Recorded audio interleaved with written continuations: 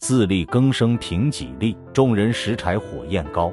在上一集我们讲到，经过多次的协调沟通，万安公墓终于同意由八卦掌门人自己来修建董海川先师的新墓。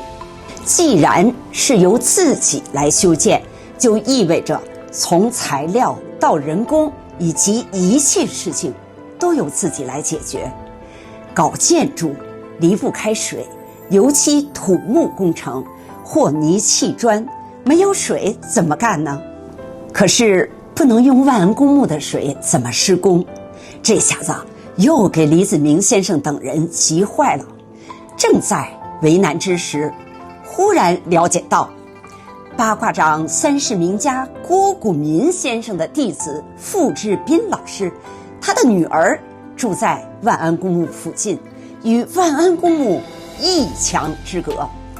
人家女儿同意将自己家的水拉根管子用来施工。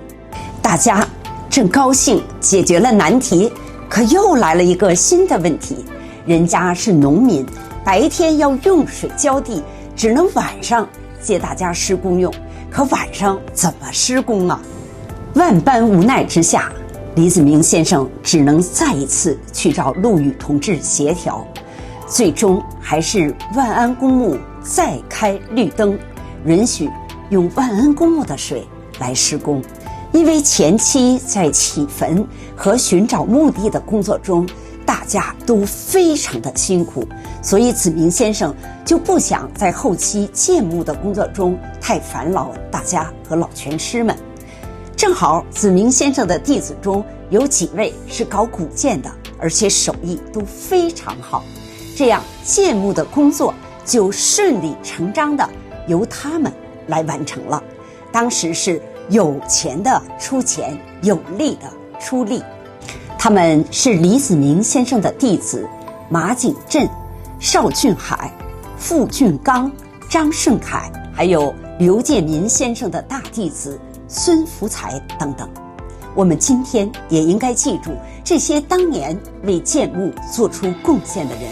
我们在上面讲到，董海川先师的墓地是上风上水的宝地，那么在墓碑的设计上也要合规合矩，庄严肃穆，符合八卦掌开宗立派祖师的威严气象。墓地的设计由李子明先生和傅振伦先生率门人共同商讨完成。傅振伦先生是河北省新河人，年龄与子明先生相仿。早年他在衡水蓟县读书期间，拜梁振甫先生为师，习练八卦掌。傅振伦先生是历史学家、文物博物馆学专家，当时他正在中国历史博物馆任研究馆员一职，有专著20余种，论文500多篇。在八卦掌的门中有这样的专家，所以设计墓碑的工作就有了得天独厚的条件。经过门人反复的设计推敲，董海川先师的墓碑建筑方案终于敲定，图纸有了，水也解决了，可并非高枕无忧。最困难的还是资金不足。俗话说，土木工程不可擅动，一动就是钱。尽管自己施工可以省一些，但是资金还是远远的不够。于是李子明先生在80年代初，特殊时期刚刚结束不久的时候，毅然向国外的八卦掌门人致信，邀请他们参加到这件有意义的事件中来。当事人赵大元是这样回忆的：那时候我的态度啊，现在明确讲，我有点反对的，就是给海外发信。我当时是反对的，我一再跟老师说，我说啊，本身你这就冒了风险，领导虽然没说不准，是吧？但是你要跟海外发信，我说动向太大了，我说那个容易引起关注，以后容易出问题。经过特殊时期，在80年代初，人们的观念还是相当保守的。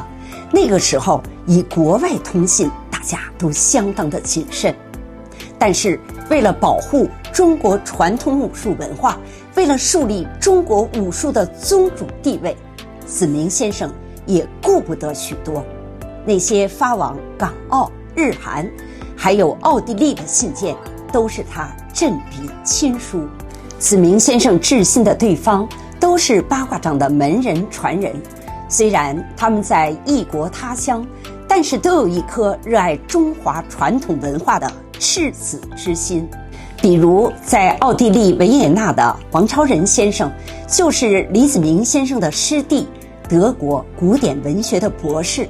那时寄往国外的信件，即使是航空信，也要来回走好几天。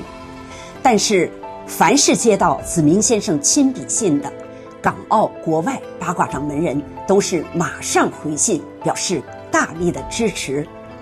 李子明先生的入室弟子赵大元这样回忆：你看这个墓碑上有奥地利的、美国的，是吧？日本的，全都发了信了。对，新加坡的，你看那个墓碑上，你就可以看出来，全都发了信了。很快马上就回来了，全力支持，全力支持。亲历者赵大元在一篇回忆文章中这样写道：那时老师的家中访问询问者盈门，师娘谢启华女士也是忙着各种各样的后勤工作，接待来宾、沏茶倒水、准备饭菜、接听电话、收发邮件等等，忙得不亦乐乎，全身心的去支持这项工作。那真是紧张、繁忙又激动的一年。下一集继续为您播讲八卦掌的重大历史事件。